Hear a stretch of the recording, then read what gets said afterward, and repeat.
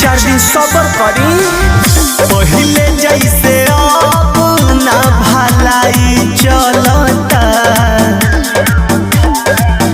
तनी हटके सूती देहिया के दवाई चलता।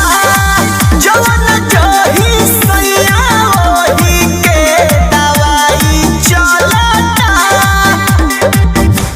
तनिको न सैया ढीला हाई चलता, मान जाए ना।